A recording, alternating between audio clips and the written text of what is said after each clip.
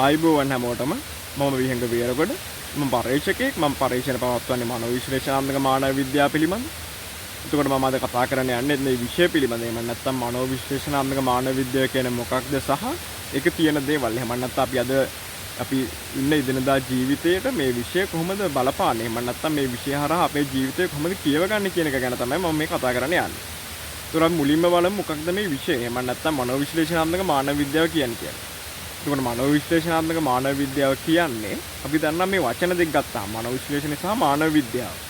එකක් අපි දන්නා මානව විද්‍යාව කියන්නේ මොකක්ද? අපේ පුරාතනයේ අපේ මුතුන් මිත්තන්ගේ සම්පූර්ණ පරිව්‍යුහාත්මක ජීවිතය. එහෙම නැත්නම් සමස්ත ජීවිතය. එයාලගේ සංස්කෘතික ස්වභාවය, එයාලා සංජානනිකව මේ පදනම තුල නොනැසී ඉන්න පාවිච්චි කරපු එහෙම නැත්නම් නොනැසී ඉඳපු විදිය. එහෙම නැත්නම් එයාලගේ මේ කියන දෘෂ්ටිවාදයන් සහ උපරිව්‍යුහාත්මක ජීවිතය. අපි ඒකට කියනවා සුපර්ස්ට්‍රක්චර් එක සහ අයිඩියොලොජි කියලා. මේ පදනම ඇතුලේ එයාලා ඉඳපු විදිය. එයාලගේ සමස්ත ජීවිතය කියන්නේ එයාලා කාපු බීපු හැටි, එයාලා දවස ගත කරපු හැටි, එයාලා අනිත් අයක සම්බන්ධතා තියාගත්ත හැටි, ඒ හැමදේම. එතකොට මනෝවිශ්ලේෂණය කරන්නේ මෙන්න මේ සංජානනික දේවල් පිළිබඳ පරීක්ෂණය කියන්නේ. කොහොමද එයාලා සංජානනයන්ට එළඹුණේ? ඒ කියන්නේ සංජානනයකට දෙයක් අපි කොහොමද මුලින්ම එළඹෙන්නේ? එහෙම නැත්නම් අපි මේකට කියන අවිඥාණය අපිට ඕන කරන දේ අපි තෘප්තිමත් කරගන්න. එහෙම නැත්නම් අපේ ආශාව සංසිඳුවා ගන්න අපි එළඹෙන්නේ කොහොමද? ඒ කියන්නේ අපි සංජානනිකව එළඹෙනවා. ඒක උදාහරණයක් විදිහට අපි ප්‍රයිමේට්ස්ලා විදිහට අපි අර මැමල්ස්ලා එහෙම නැත්නම් අපි කියන්නේ අපි එන්නෙන් අර අපේ තියෙන සහජීව අඩුවීමක් සිද්ධ වෙලා තියෙනවා. එතකොට සහජීව අඩු වෙන්න අපි කියන මේ සංජානනික දලුල යෑමක්. එහෙම නැත්නම් අපි කියන මේ සංජානනය හොඳට වැඩෙන්න ගන්න. ඒ කියන්නේ අපි දේවල් ඉගෙන ගන්න. අපි අර එකක් අපි රළවැසි සත්තු වීමත් එහෙම නැත්නම් අපි ජීවිතේ ඉගෙන ගන්න අපි මේ දේවල් එක්ක. අපි කියන්නේ අපි ජීවත් වෙන්න තමයි අපි ඉගෙන සංජානනය කරගන්නේ. එහෙම නැත්නම් අපි යම්කිසි ක්‍රියාකාරකමකට එළඹෙන්නේ. ඒ දේ සංජානනික. එහෙම නැත්නම් අපි බාහිරව ඉගෙන ගන්න ඕනේ. එහෙම නැත්නම් අපිට රැකවරණය ලබා දීම සහ අර දෙයක් ඉගෙන ගැනීම කියන දේ අවශ්‍යතාවය තියෙනවා. ඒ කියන්නේ. එතකොට අපිට මොකක් හරි දඩයමක් කරන එක වෙන්න පුළුවන්, අපිට ආහාරයක් ගන්න එක වෙන්න පුළුවන්. ඒ සියල්ල කරගන්න මේ අපි අර දකින්න දේ අපි සංජානනය කර ගැනීමක් තියෙනවා. ඒතකොට මනෝවිශ්ලේෂණය භාවිතා වෙන්නේ මෙන්න මේ අවිඥානයේ තියෙන තෘප්තිය ලබා ගන්න. එහෙනම් නැත්නම් අපි කියනවා මේකට කියන මේ පදනම තුල නොනැසී ඉන්න අවශ්‍ය. අපි කියන මේ සර්වයිව් වෙන්න ඕන කරන ඒ සියලු දේ මේ සංජානනිකව අපි ලබා ගන්නේ කොහොමද සහ අපි සංජානනික ලබාගත් දේවල් ඒක අපි දෘෂ්ටිවාදාත්මක අපේ ජීවිතේට භාවිතා කරන විදිය. ඒ කියන්නේ උදාහරණයක් විදිහට මම මේක ගත්තොත් අපි කොහොමද ගින්දර පාවිච්චි කරලා මුල්ම වතාවට කෑමක් පුච්චගෙන කෑවේ. එතකොට අපි දන්නා මේකට ලෝකයා දෙවිද්දි පරීක්ෂණාත්මකව පිළිතුරක් දීලා තියෙනවා මිනිස්සු ඇවිදිද්දි. මේ ලෝකේ පුරා තිබ්බ ලොකු ලැබුගිනි. එතකොට මේ ලැබුගිනි වලට අහු වෙලා මැරිච්ච සත්තු හිටියා. පිලිස්සුණු සත්තු. එතකොට අපි මේ පිලිස්සුණු සතුන් ආහාරයට ගත්තා. එතකොට අපි දැක්ක මේ ලැබුගින්නකින් තමයි මේ සත්තු පිලිස්සලා තියෙන්නේ. එතකොට අපි එතෙන්දි ගන්නවා මෙන්න මේ සංජානනික අදහසක්. ඒ කියන්නේ පිලිස්සුනාට පස්සේ මේ අපි කන අර ආහාර එහෙම නැත්නම් මේ සත්ත්ව මාංශ කොටත් හරි මෘදු සහ රසවත් වීමක්. එහෙම නැත්නම් අපි කියන අපිට අර අපේ පිනවීම වැඩි වෙනවා. එතකොට අපි මේකට දක්වන ආශාව වැඩි වෙනවා. එතකොට අපි සංජානනිකව අපි මේ දේ කරන්න පෙළඹෙන. එතකොට අපි දෘෂ්ටිවාදයක් හදා ගන්නවා මෙන්න මේ සත්තුන්ගේ මස් එහෙම නැත්නම් මේ සත්තු ශරීරයක් පුච්චලා අපි කන්න. එතකොට අපි දන්නා මෙතන මේ ගින්දර නිසා තමයි මේ දේ උනේ. එතකොට අපි දන්නා මෙන්න මේ ගින්දර නිසා මේ ශරීරයේ යම්කිසි වෙනස් වීමක් සිද්ධ වෙලා එහෙම නැත්නම් මෙන්න මේ සත්ත්ව මාංශ කොටස් වෙනස් වීමක් සිද්ධ වෙලා අපිට කන්න හරි පහසුවක් දැනෙනවා. එහෙම නැත්නම් අපිට අපේ ජීවිතේ වෙනස් වීමක්. එතකොට අපි කියනවා මේකට උපරිව්‍යුහාත්මක ජීවිතේ වෙනසකට මෙන්න මේ දෘෂ්ටිවාදයේ බලපාන. ඒ කියන්නේ මේ පදනම තුල සිද්ධ වෙන දේවල්ම තමයි මේකෙදි බලපාන්නේ. එකක් ඒ අපේ සංජානනික ස්වභාවය නිසා. එතකොට අපි දන්නා ගල් ආයුධ වලින් කොහොමද මේ සතෙක් අපි මරන්න එහෙම නැත්නම් කපන්න මේ තියුණු ආයුධයක් හදාගන්න පෙළඹුණේ කියලා. ඒතර අපි දන්නා මේ ඒප්ස්ලා එහෙම නැත්නම් අපි කියන බොනෝබෝස්ලා.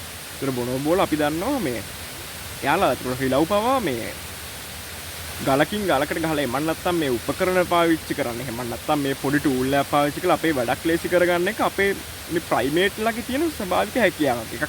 එකක් අත විශාල වශයෙන් නම්‍යශීලී එහෙම නැත්නම් අත හොඳට පාවිච්චි කරන්න පුළුවන් වෙන එක. ඒකත් එක්ක යාලා මේ ටූල්ස් පාවිච්චි කරන එක. මොකක් හරි කැමත් තලා ගන්න වගේ මොකක් හරි ගහක ගෙඩියක් තලාගෙන ඇතුළ නත් එකක් වයක් තියෙනවා ඒක කනවා. එහෙම නැත්නම් අපි ගොළු බෙල්ලෙක් තලාගෙන කන එක. එතකොට මෙන්න මේ දේම අර අපි අපේ තියෙන සහජ දේ එහෙම නැත්නම් ප්‍රයිමේට්ලා විදිහට අපේ තියෙන සහජ දේ අපි පාවිච්චි වෙනවා එක තැනකදී. ඒ කියන්නේ උදාහරණයක් විදිහට මේකට මනෝවිශ්ලේෂණාත්මකව මේ ඒ කියන්නේ මේ මානව විද්‍යාවෙන් දීපු උත්තරේ තමයි අපි මෙහෙම ගලකින් ගලකට ගහද්දි එක්තරා අවස්ථාවක සිද්ධුණු මේ ගල් පතුරක් කැඩිලා එතකොට අපි කියන්නේ මොකක් හරි මේ වගේ වෙච්ච අනතුරකින් අපි දැනගන්න මෙන්න මෙහෙම කැපීමක් එහෙම නැත්නම් සීරීමක් මේ වගේ තියුණු ආයුධයක් සකස ගන්න පුළුවන් කියලා. එතකොට අන්න එතෙන් තියෙන දෘෂ්ටිවාදය කියන්නේ මෙන්න මේ අපේ එතන එතකොට ඒ ගල් ආයුධ එහෙම නැත්නම් ඒ තියුණු කොටස කැඩෙන්න කලින් තිබ්බේ සමස්ත උපරිව්‍යුහාත්මක ජීවිතේ වෙනස් කරන දෘෂ්ටිවාදය ඇති වෙන්නේ අන්නේ තුවාලයෙන්. කියන්නේ ගල් පතුර ගැලවිලා එන අපිට ඇති වෙන තුවාලය නිසා අපි දැනගන්නවා මෙන්න මේකෙන් දෙයක් කපන්න පුළුවන්.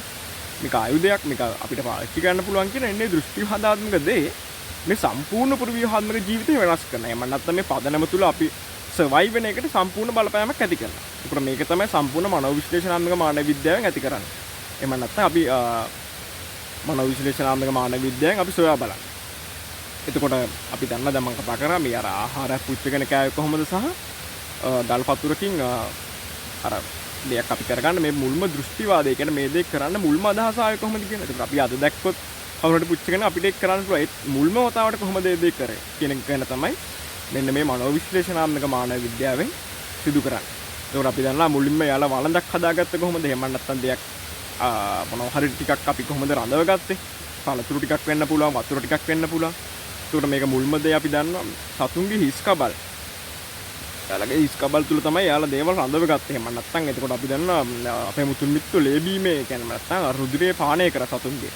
මොකද වතුර නිතරම හොයාගෙනම තිබ්බෙත් නැහැ. එතකොට මෙන්න මේ දේවල් එක්ක අර යාලගේ හිස් කබල් පාවිච්චි කරා. එතකොට විවිධ ආකාර පළතුරු වල එහෙම නැත්නම් ශාක කොටස් වල තියෙන මේ පතුරු පාවිච්චි කරා. එතකොට ඒවයි අපි ගෙඩි අරමේව දාගත්තා. එතකොට අපි දැනගත්තා මෙන්න මේ දෙයක් රඳව ගන්න මේ දේ පාවිච්චි කරන්න පුළුවන් කියන අපේ ගාව තියෙන මේ අයිඩියොලොජි එක. එහෙම නැත්නම් මේ දෘෂ්ටිවාදය තියෙනවා. එතකොට මුල්ම මැටි බඳුනක් කොහොමද හදන්නේ කියන එක අපි දන්නේ නැහැ කොහොමද කියන්නේ මැටි බඳුනක් හදනවා කියන එක එක්තරා විදිහක අර ලේසිම දෙයක් නෙවෙයි. එතකොට අපි බලන්න ඕනේ ඒකට කොහොමද මනෝවිශ්ලේෂණාත්මක මානව විද්‍යාව භාවිතා වෙන්නේ කියලා. එකක් තමයි මේ අපේ අත්වල තියෙන මේ අපි කියනවා ඒකට කියනවා නිකන් අර අපේ අත් අර නිතරම ගුලි කරන්න එහෙම නැත්නම් අපි අත් මෙහෙම අර මිරිකන්න ඒ කියන්නේ පොඩ්ඩක් අර අපේ කියන තද කරන්න තියෙන එක. ඒක අපේ සහජ දෙයක්. එතකොට පොඩි ළමයි අත් දෙක මිරිකගෙන ඉන්න. එතකොට එයාලා අම්මගෙන් කිරිබොද්දි එහෙම එතකොට ඒ සියලු ක්‍රියාකාරකම් සිද්ධ වෙනවා. එතකොට මෙන්න මේ අපේ අත්වල එතකොට අපි මේ අතට මැටි ගුලියක් හම්බුනහම අපි දන්නා පොඩි ළමයි මේ අර මැටි ගුලිය මෙහෙම මිරිකනවා. ඒ කියන්නේ බිම පොළොවේ පස් ටික පවා මිරිකනවා. එතකොට මෙන්න මේ අපේ සහජ දේ. එහෙම නැත්නම් ඔයාලා දැක්ලා ඇති මේ මැමල්ස් ලගේ මේක මැමල්ස් ලගේ තියෙන දෙයක්. එහෙම නැත්නම් අපි පූසෙක් ගමුකෝ. ඒතකොට පූසෙක් ඔයා දැක්ලා ඇති කිරිබොද්දි අම්මගේ අර අත්වලින් එයා තද කර කර තමයි කිරි උරා බොන්නේ. එතකොට පස්සේ කාලෙක වුණා ඒ පූස ලොකු වුණත් සමහරවිට අපේ ගෙදරක පූසෙක් ඉන්නවනම් ඒ පූස අපේ ඇඟට අවිල්ලා ඒ අපේ අර සොෆ්ට් මොකක් හරි මසල්ලයක් හරි මොකක් හරි තියනවනම් ඒකේ අර මිරිකන්න බලන එක නත් දෙකෙන් එයා තද කරන්න බලනවා. එතකොට මේකේ තියෙන සහජ ප්‍රේරණයක්. එහෙම නැත්නම් ඒ අපේ අවිඥානයේ තියෙන සහජ තත්ත්වයක්. එතකොට මේකම නිසා තමයි අපි මැටි ගුලියක් එහෙම නැත්නම් මේ යම් කිසි පදමක් අනා ගන්න. එහෙම නැත්නම් මේ දෙයක් අර අවශ්‍ය දෙයක් අපි අත් දෙකෙන් හදාගන්න එකකට පෙළඹෙන්නේ. එහෙම නැත්නම් අපි කියනවා මේකට සහජයෙන් අපි යොමු වෙන්නේ ඒකයි. සහ මේ වළඳ කියන දේ එහෙම නැත්නම් මේ මැටි වඳුනක් කියන දේ අපි දකින්න මුලින්ම පෙළඹුණේ ගම් යූරු වල. එහෙම නැත්නම් අපි මේකට පුරාවිද්‍යාඥයන් හොයාගෙන තියෙනවා මුලින්ම මේ දේවල් හමු වෙන්නේ මේ ගම් යූරු සහ ඒ ආශ්‍රිත තිබ්බ ශිෂ්ටාචාරය. එහෙම ශිෂ්ටාචාර නෙමෙයි අතන ජනාවාසවලදී. එතකොට මේ ගම් යූරු වල විශාල සත්තු එහෙම නැත්නම් අලි වගේ කට්ටිය හරි යම් කිසි සතෙක් මෙහෙම අඩියක් ගහලා කියන්නේ අපි හිතමුකෝ මේ ඒවුරේ ඇවිදගෙන ගියා. ඒ පාර ඒවුර කාලයක් අධි කාදනය වෙලා ඒවුරේ අර තියෙන කුට්ටිය ගැලවුණාට පස්සේ මේ තියෙන අලියගේ හරි එහෙම නැත්නම් ඒ සතාගේ හරි අඩිය. ඒකට අපි දන්නා ඒක නිකන් අර කප් එක කියන්නේ යම් කිසි හැඩයකට තමයි මේක ගොඩනගිලා තියෙන්නේ. එතකොට අන්න ඒ ස්වභාවය. එතකොට අර අපිට මතකයි එතකොට අපි මේ සතුන්ගේ හිස් කබල් සහ විවිධාකාර පළතුරු වල තිබුණු මේ අර වාජනයක හැඩ එහෙම නැත්නම් අපි පාවිච්චි කරපු දේවල්. එතකොට අපි මැටි බඳුනත් පවා අපි මෙහෙම තරලා ඒ කියන්නේ අපි මැටි බඳුනක් මුලින්ම තරලා හදාගන්න යොමු වෙන්නේ නැහැ කියලා තමයි මුලින්ම පරීක්ෂණාත්මකව සොයාගන්න. එතකොට එයාලා කරන්නේ මුලින්ම මේ මැටි බඳුන අපි කියන රාලියගේ කකුල වගේ අපි තරලා ඒ කියන්නේ කියලා අලව ගන්න එක. එහෙම නැත්නම් අපි කොටස් තියාගන්න එක තමයි මුලින්ම කරන්නේ. ඒකට ඒක පිලිස්සීමෙන් නෙමෙයි. ඒකට ස්වභාවික වියලෙන් නරලා තමයි කරන්නේ. ඒකට පසු කාලෙකින් තමයි මේ පිලිස්සීමෙන් අපි දේවල් කරන්නේ. එතකොට මේ සමස්ත දේ සොයා බැලීම තමයි මේ මනෝවිශ්ලේෂණාත්මක මානව විද්‍යාව කරන්නේ. ඒකට උදාහරණයක් විදිහට තව දෙයක් ඇප්ලයි වෙනවා. මොකද්ද මේ අයි අපි මිනිස්සු කරවල කන්නේ. එතකොට මිනිස්සු කරවල කන්නේ යොමු වෙන්නේ ඇයි? එහෙම නැත්නම් අපි දන්නා මේ වගේ රසයන් වලට යොමු වෙන්නේ ඇයි?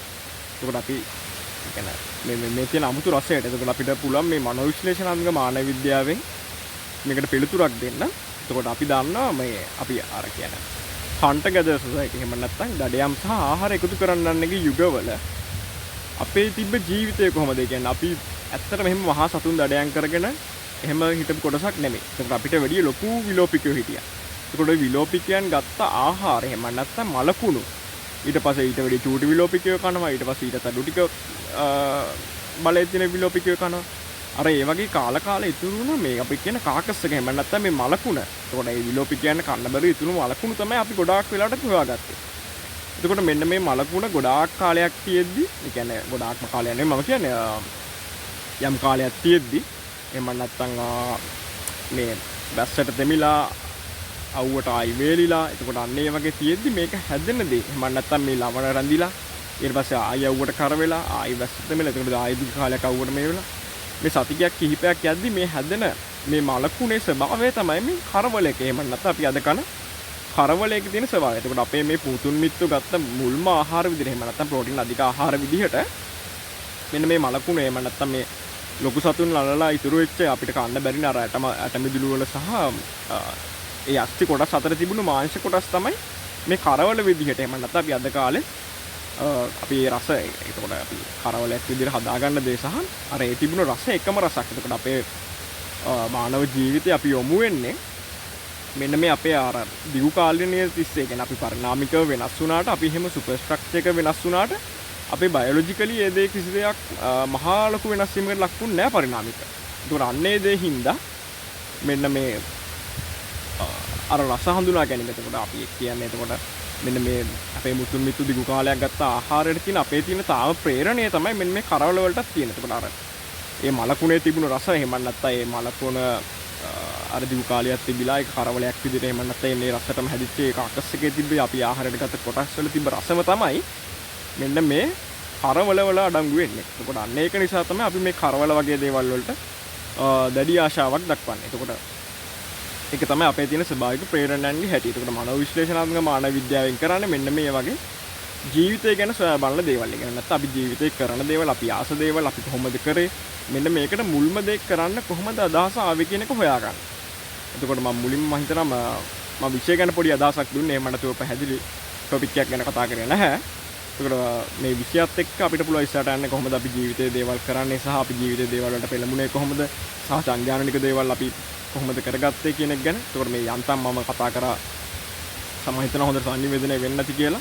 ඒකට මං ඉන්න පරිසරයත් එක්ක මේ දැසිය අධික කාල ගුණයක් එක්ක තියෙන පරිසරයක. එතකොට මේක එක්ක අර අපි ගුහාගත වීම ගැන කතා කරොත් එහෙම ඇයි අපි ගුහාගත වුනේ කියලා අපිට කියන්න පුළුවන්. ඒ කියන්නේ අපේ අර ලෝම වැස්ම ඉවත් වෙලා නේද අපි දේශගුණිකව මේ තිබ්බ වෙනස් වීම එක්ක අපිට තියෙන මේ රෙප්ටිලියන් බ්‍රේන් එහෙම නැත්නම් මේ අවිඥානයේ තියෙන උණුසුම සොයා යාම. ඒකට අපි දන්නවා රෙප්ටයිල්ලා එහෙම නැත්නම් උරගයෝ ඉන්න මේ උණුසුම් පරිසරවල. ඒ කියන්නේ යාළුවෝ උණුසුම සොයාගෙන යනවා. ඒ කියන්නේ උදාහරණයක් විදිහට කිඹුලා වගේ ගත්තොත් එයාලා බිත්තර දාන්නේ යාළුවෝ උණුසුම් පරිසරයක් එක්ක පොළොව යාලා හාරගෙන ගිහිල්ලා. එතකොට මෙන්න මේ දෙයම තමයි අපේ අවිඥානයේ තියෙන මෙන්න මේ උණුසුම සොයා යාමේ අවශ්‍යතාවයම තමයි මෙතනත් ඇප්ලයි වෙන්නේ. එතකොට ගුහාගත වීම, අපි ගින්දර භාවිතා වීම එහෙම නැත්නම් අපේ ගිනි මැලයක් වටේ ඉන්න කැමති එක. එතකොට මේ ගින්දර අපි උණුසුම්ම සිටීමේ අවශ්‍යතාවය ඇති වෙන හින්දා මේ ගුහාගත වීම ඇති වෙන්නේ. එතකොට අපි පසු කාලීනව නිවාස සෑදීමේ ඉඳන් ඒ සියලු දේ ගොඩනගීමට යන්නේ මෙන්න මේ අපේ තියෙන මේ අවිඥානයේ තියෙන ඒ ස්වභාවික අවශ්‍යතාවයන් සාසිඳුවා ගන්න කරන ප්‍රේරණයන් මතම තමයි. එතකොට මෙන්න මේක තමයි අපේ මනෝවිද්‍යාව සමාන මනෝවිශ්ලේෂණාත්මක මානව විද්‍යාවෙන් කරන්නේ. එතකොට සමස්ත ජීවිතය පිළිබඳ අපි කරන කියන දේවල් වලට ඇයි මෙහෙම පෙළඹුණේ කියන එක තමයි අපි හොයා බලන්නේ. ඒ කියන්නේ මුල්ම ආයුධය හදන්න, මුල්ම ආහාරය පුච්චගෙන කන්න, ඒ මුල්ම මිනිස්සයා එළඹුණේ කොහොමද කියන දෘෂ්ටිවාදය.